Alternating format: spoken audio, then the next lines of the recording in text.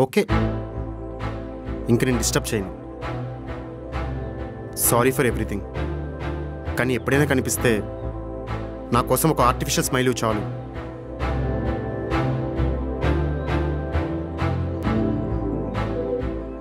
ఇంకా నీకు నా మీద కోపం తగ్గకపోతే నువ్వే పనిష్మెంట్ ఇచ్చినా సరే హ్యాపీగా యాక్సెప్ట్ చేస్తాను.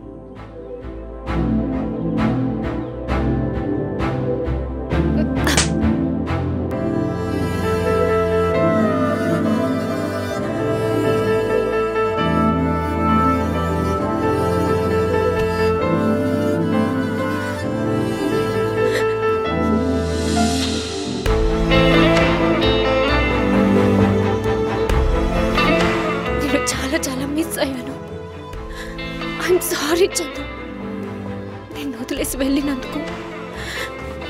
I love you so much.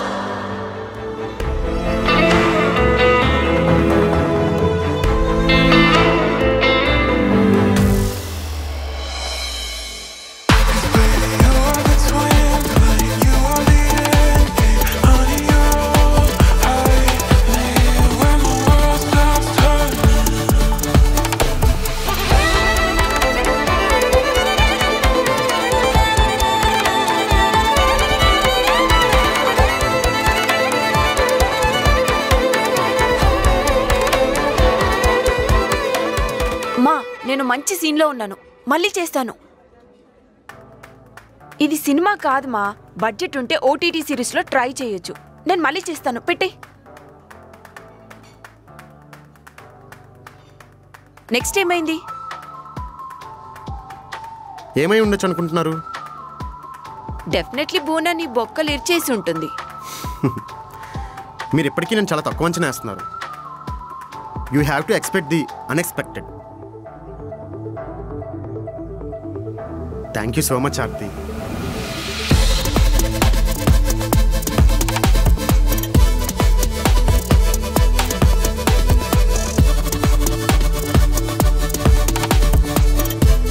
అలాగే ఈ విషయం నీ ఫ్రెండ్కి చెప్పకే. అంటే ఇప్పటివరకు మన విషయం తెలియకుండా సడన్గా మన గురించి చెప్తే బాధపడుతుంది కదా. బోనా నాకన్నా నీకే మంచి ఫ్రెండ్. అయినా మన ప్రేమ వల్ల మీ ఫ్రెండ్షిప్ స్పాయిల్ అవ్వడం నాకు ఇష్టం లేదు. అందుకనే చెప్పుకో. సరే, ఇంకెప్పుడు వాడి గురించి అలా ఏడవకు. అప్పుడు వాడు నీ లైఫ్లో ఇప్పుడు లేడు. అప్పుడు వేరు, ఇప్పుడు వేరు. జరిగింది వదిలే, జరగాల్సింది ఆలోచిద్దాం. గతంలో గాయాలను మర్చిపోతేనే భవిష్యత్తుని బ్రైట్గా మార్చుకోగలం. అర్థమైందా? అయినా ప్రతిసారి నువ్వు ఇలా ఏడ్చినప్పుడు కన్సల్ట్ చేయడానికి నీ పక్కన ఎవరు ఉండడు. అర్థమవుతుందా? చెప్పు బోని, చూస్తావేంటి? ఎందుకుంటారు? ఇప్పుడు తనున్నాడు, నేను కూడా ఉంటాను. నువ్వు దేనికి భయపడక ఆర్తి, మేమున్నాం కదా.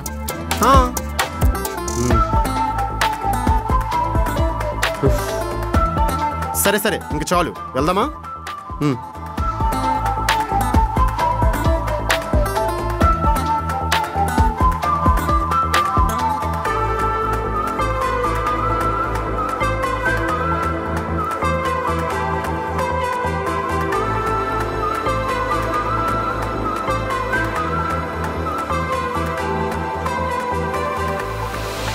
Hello, that's enough. నేను పిచ్చోళ్ళకి ట్రీట్మెంట్ ఇస్తాను కదా అని నన్ను పిచ్చిదాన్ని అనుకుంటున్నావా? బోనా ముందు ఆర్తిని హక్ చేసుకొని దగ్గరికి రాగానే కవరింగ్ ఇస్తే బోనా ఏమైనా పిచ్చిదాన్ని నమ్మేయడానికి? లేకపోతే ఇది నమ్మడానికి నేను పిచ్చిదానిలా కనిపిస్తున్నానా? మీ గురించి నాకు తెలియదు కానీ బోనా నిజంగానే పిచ్చిది. What you mean? సారీ, యాక్చువల్గా బోనా గురించి మీకు పూర్తిగా చెప్పలేదు, అందుకే మీకు ఆ డౌట్ వచ్చింది. అయితే ముందు బోనా గురించి చెప్పు. ఓకే, ఈ కథ చాలా ఇంట్రెస్టింగ్గా ఉంటుంది, కొంచెం జాగ్రత్తగా వినండి. అది ఆర్తి వదిలేసి వెళ్ళిన 11 నెలల తర్వాత. అప్పటికి 11 ఇంటర్వ్యూలు అటెండ్ అయ్యాను. రోజు ఉదయం లేచేసరికి 11 అయ్యేది.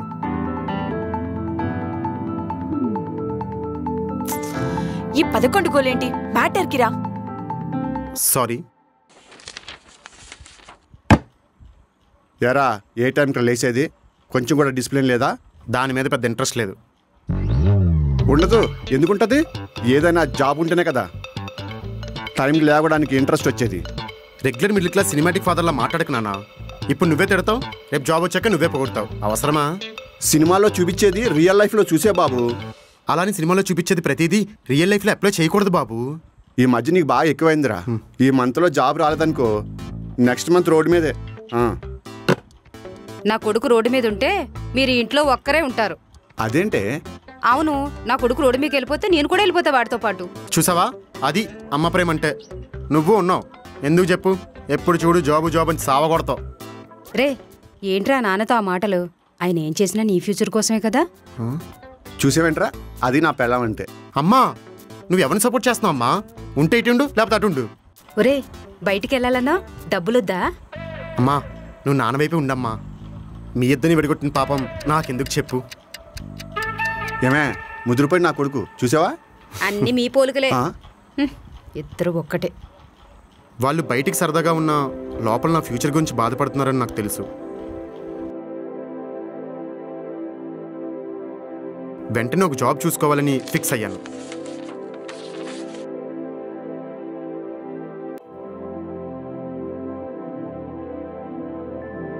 మన బీటెక్ పర్సంటేజ్ చూసి ఎవ్వరికీ నేను నచ్చలేదు.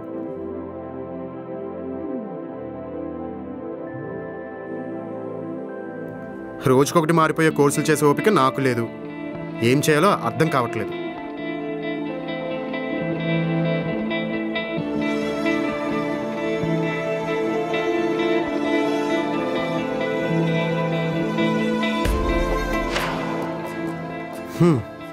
మా నాన్నకి నేను సాఫ్ట్వేర్ ఇంజనీర్ అయ్యి యుఎస్ఓ యూకేఓ వెళ్ళాలని ఆశ. కానీ నాకు అంత సీన్ లేదని ఆయనకు అస్సలు తెలియదు. ఆయన చూసే చూపులకి ముందు అర్జెంట్గా ఏదో ఒక జాబ్ జాయిన్ అయిపోవాలని అనిపించింది. ఎక్కడ పెట్టాడు చెప్దాం, వచ్చిన తర్వాత తీడి పని. సాఫ్ట్వేర్ చేసి మీడియాలోకి వస్తున్నావా? సార్ అంటే అది ఏం పర్లేదు. ఈ సోషల్ మీడియా పాపులర్ అయ్యాక ఎవరెవరో మీడియాలోకి వస్తున్నారు. అందరూ జర్నలిజం చేసిన వాళ్ళేం కాదు, కానీ కంటెంట్ మీద పట్టు ఉండాలి. జనాల పల్స్ పట్టుకోవాలి. పట్టుకోగలవు కదా? పట్టుకుంటాను సార్. సరే, ఒక 3 months బేసిక్ శాలరీ ఉంటుంది, తర్వాత చూద్దాం. ఓకే సార్, నాకు జాబ్ వచ్చినట్టే కదా? Thank you sir, thank you so much. ఉంటాను సార్. మొత్తానికి సాఫ్ట్వేర్ ఇంజనీర్ అయ్యావన్నమాట. అవును నాన్న. ఇప్పుడు నాకు చాలా ప్రశాంతంగా ఉందరా. అవును, ఏ కంపెనీ? ఓయాసిస్ అని సాఫ్ట్వేర్ సొల్యూషన్స్ నాన్న. ఎడార్లో ఉన్నవాడికి ఓయాసిస్ దొరికినట్టు వీడికి జాబ్ దొరికిందన్నమాట. నేను కూడా అది ఆలోచించి చెప్పానని ఆయనకు తెలీదు. నువ్వు సాఫ్ట్వేర్ ఇంజనీర్ కాదని మీ అమ్మ నాన్నలకి ఇంకా తెలియదు కదా? అమ్మాయిలనే కాదు, అమ్మ నాన్నల్ని కూడా మోసం చేస్తున్నావు అనమాట. నువ్వు నీ లైఫ్లో అబద్ధం చెప్పకుండా ఉన్న వాళ్ళు ఎవరైనా ఉన్నారా? ఉన్నారు. ఎవరు? అది మీరే. బూన ఎలా కలిసిందో చెప్పకుండా ఈ సోదంతా నాకెందుకు? ఇదంతా తెలిస్తేనే తను నన్ను కలిసినప్పుడు నేను ఏ పొజిషన్లో ఉన్నానో క్లియర్గా అర్థమవుతుంది. ఇలాంటి కంటెంట్ రాస్తే ఎవడు చూడ్డయ్యా. పేరు హరిశ్చంద్ర అని పెట్టుకున్నావు కాబట్టి అన్ని నిజాలు చెప్పాలని రూల్ లేదు. ఒక్క నిజాన్ని హైలైట్ చేయడానికి 10 అబద్ధాలు సపోర్ట్ చేయాలి. అప్పుడే జనాలు ఇంట్రెస్టింగ్గా చూస్తారు. నువ్వు చాలా టాలెంట్ ఉన్న కుర్రోడివి. అనవసరంగా నీ టైంని నిజాలని చెప్పి వేస్ట్ చేసుకోకు. వెళ్ళు. Sorry sir.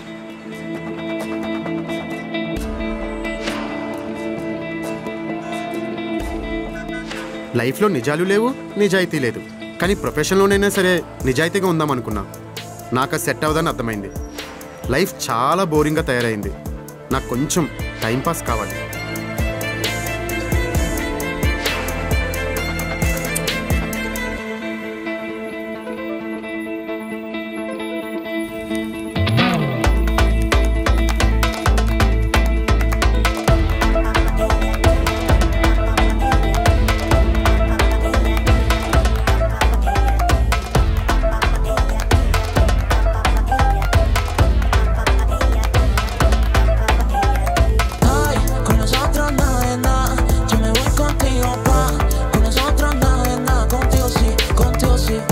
లైఫ్లో చాలా కాలం తర్వాత ఒక హ్యాపీ సిచ్యువేషన్ మళ్ళీ తిరిగి వచ్చింది అనిపించింది.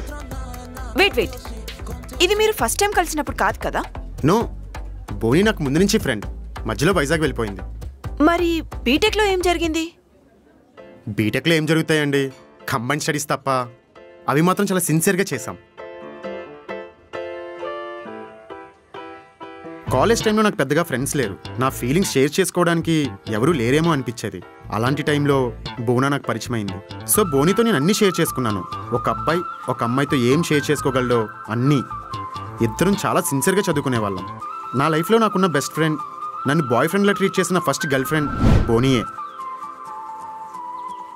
ఇంక కాలేజ్ రొమాన్స్ విషయానికి వస్తే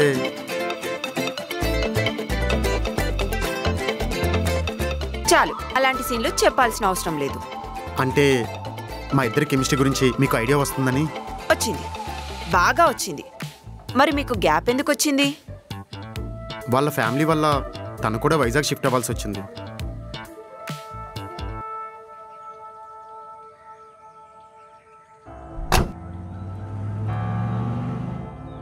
నన్ను వదలలేక వదిలి వెళ్ళిపోయింది.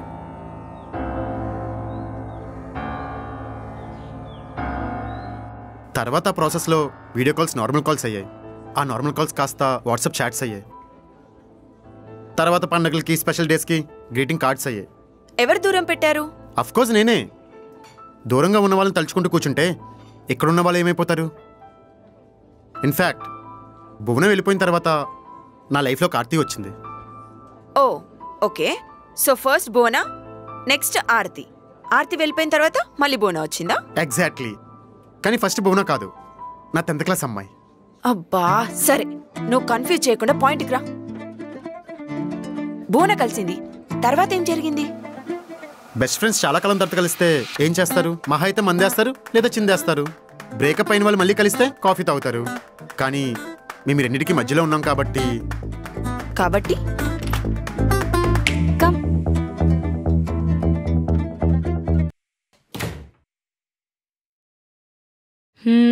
నువ్వు చూస్తూ ఉండు, నేను ఇప్పుడే ఫ్రెష్ అయ్యి వస్తాను. Feel at home.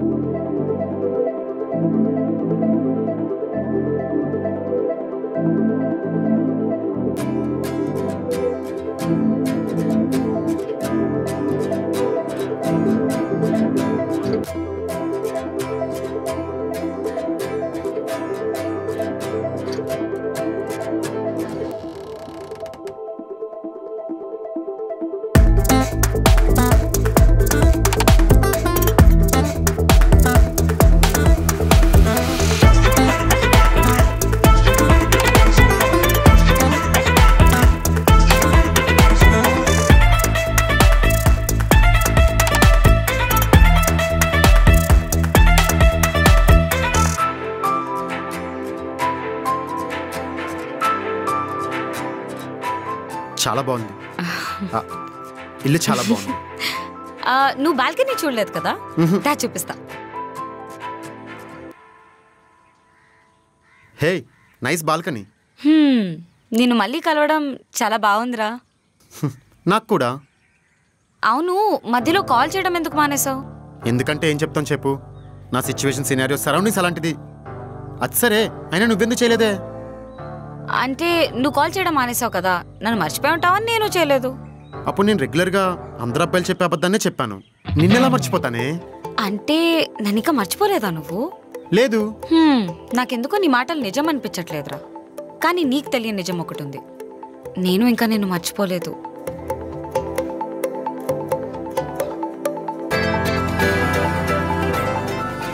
నేను చాలా మిస్ అయ్యాను రా. కానీ నువ్వు నన్ను వదిలేసి లైఫ్లో మూవ్ ఆన్ అయిపోయి ఉంటావని నేను సైలెంట్ అయిపోయాను. అవునరా, నువ్వు ఎవరినైనా లవ్ చేస్తున్నావా? ఆ క్షణం ఒక్కసారిగా నాకు ఆర్తి గుర్తొచ్చింది.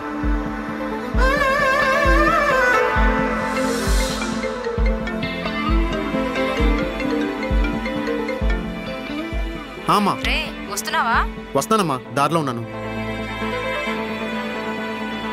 చిన్న పనుంది, రేపు కలుద్దాం. సరే, బాయ్.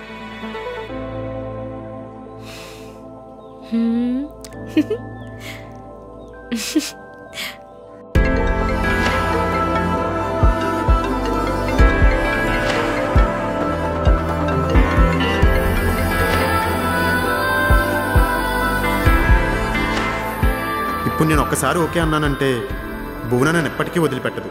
కానీ ఆర్తి మళ్ళీ నా లైఫ్లోకి వస్తుందన్న నమ్మకం లేదు. ఏం చెయ్యాలి? వీడేంటి ఇంకా రాలేదు? ఏవయ్యా హరిశ్చంద్ర సార్, ఒక్క మాట అయ్యా, ముందే ఎందుకు చెప్పలేదు? దేని గురించి సార్? ఏయ్ కొయ్ కొయ్ అబ్బా జోక్. ఏం తెలియనట్టే మమ్మల్ని టెస్ట్ చేయడానికే కదా. నేనా? మిమ్మల్నా? ఇంతకు ముందు నేను నిన్ను తిట్టినందుకు సారీ అయ్యా. అది నా ప్రొఫెషన్ లో ఒక పార్ట్ అంతే. మనసులో ఏం పెట్టుకోక, నీకేం కావాలన్నా నేను చూసుకుంటాను. ఓకే సార్, ఎక్కడ ఏం పెట్టుకోను, కానీ మీరు ఇలా అడుగుతుంటేనే బలిచ్చే ముందు కోడిని అడుగుతున్నట్టుంది. జోకు బాగుందయ్యా. నువ్వు నన్ను బలికుంటుంటే చాలు. వెళ్దామా? దా. చట్టు బాగుంది.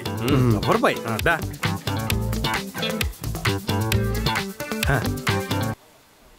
హాయ్ రా, ఏంటి కాల్స్ లిఫ్ట్ చేయట్లేదు? He's very workaholic ma'am. Mobile చూసుకుని ఉండడు. ఐ నో భూషణ్, మేము కొంచెం మాట్లాడుకోవాలి. సో నువ్వు... ఓ అవును కదా, ఐఎమ్ సారీ మ్యామ్. హరి, మీరు మాట్లాడుకోండి, నేను బయటే ఉంటా. నువ్వేంటి నించున్నావు? కూర్చో. మా మేనేజర్ని ఫస్ట్ టైం ఒకరి పేరు పెట్టి పిలవడం చూస్తున్నాను. ఇంతకీ నువ్వేం చేస్తున్నావు? ఈ మీడియా కంపెనీలో 2 స్లీపింగ్ పార్ట్నర్స్ ఉన్నారు. అందులో నువ్వు ఒకడని చెప్పకు. మా నాన్న ఒకరు. మరి నాకెందుకు చెప్పలేదు? నువ్వు కలిసిందే నిన్న, నాకు తెలిసింది ఇప్పుడు. నీకెలా చెప్పను రా? కదా, అందుకేనా మా మేనేజర్ కూడా అంత ఓవర్ యాక్షన్ చేస్తున్నాడు. ఎందుకేమని చెప్పావు? నా బాయ్ ఫ్రెండ్ అని చెప్పాను. ఏంటి? కాదా? కాదా అంటే? ఎవరైనా లవ్ చేస్తున్నావా? లవ్ అంటే అది... నేనంటే ఇష్టం లేదా? ఇష్టం అంటే... పైకిలే. లే. చూడు, నువ్వు అంటే ఈ ఆఫీస్లో బెస్ట్ పొజిషన్, నా లైఫ్లో బెటర్ పర్సన్, నీకంటూ ఒక బెటర్ లైఫ్ స్టైల్, ఇవన్నీ నీకుంటాయి. ఇది నా లవ్కి నేను ఇచ్చే గిఫ్ట్ అనుకో.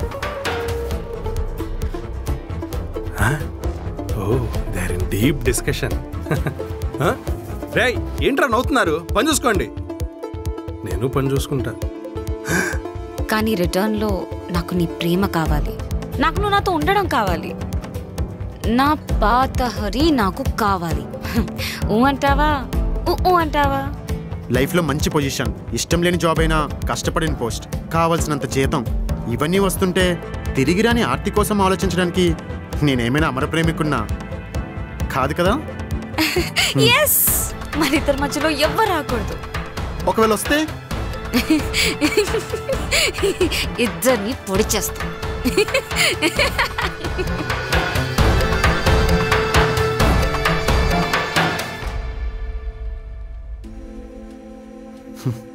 ప్రేమ పీక్స్లో ఉంటే పిచ్చి అంటారు. ఆ పిచ్చి ప్రేమించిన వాళ్ళని కూడా ప్రశాంతంగా ఉండనివ్వదు. నేను ఆఫీస్లో కంటే తనతోనే ఎక్కువసేపు ఉండేవాడిని. ఒక్కొక్కసారి తనతో ఉన్నందుకే నాకు శాలరీ వస్తుందా అనిపించేది. మరి అలాంటి అమ్మాయికి నువ్వు ఆర్తిని లవ్ చేస్తున్నావని తెలిస్తే? తెలిసిపోయింది. మరేం చేసింది? ఈసారి కూడా కవర్ డ్రైవ్ చేసావా? నిజం నిప్పులాంటిది అంటారు కదా, దాన్ని ప్రతిసారి కవర్ చేయాలని చూస్తే తగలబెట్టేస్తుంది. దానికి ఎగ్జాంపుల్ నేనే.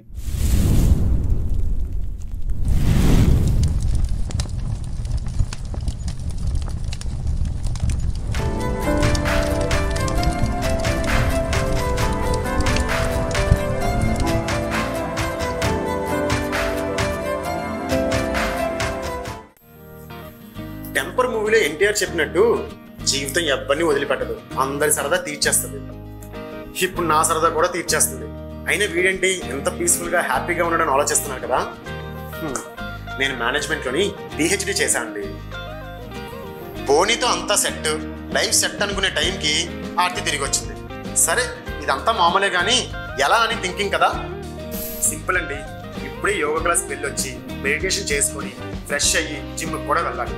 అంతా అయిపోయాక నా స్పేషియస్ రూమ్ సైజ్ బాల్కనీలోని కాఫీ తాగుతూ చిల్ అవుతా. ఎంత పీస్ఫుల్ ఎక్కడ అని ఆలోచిస్తున్నారు కదా. ఇంకెక్కడ మన ఏస్బెల్ ప్రాపర్టీస్ లో world class amenities, spacious flats, indoor and outdoor club house, gym, yoga and meditation, kids and pets కి వాకింగ్ లైన్, గ్రీనరీకి దగ్గరగా అనిపించేలాగా నేచర్. ఇవన్నీ హైదరాబాద్ ప్రైమ్ లొకేషన్స్ లో. సో లేట్ ఎందుకు, లింక్ డిస్క్రిప్షన్లో ఉంది, వెంటనే విజిట్ బుక్ చేసుకోండి. అప్పుడే మీకు అర్థమవుతుంది ఈ హరిశ్చంద్ర బుద్ధి హరిశ్చంద్ర కాదు, సత్య హరిశ్చంద్ర. ఇప్పుడు చెప్పేదే లైఫ్లో అట్మోస్ట్ ఇంపార్టెంట్ పీస్, అది ఎక్కడ దొరకదు, మంచి హౌస్లోనే ఉంటుంది. ఏజ్బిల్ ప్రాపర్టీస్లో ఇన్వెస్ట్మెంట్ అంటేనే మంచి ఫ్యూచర్ ప్లాన్.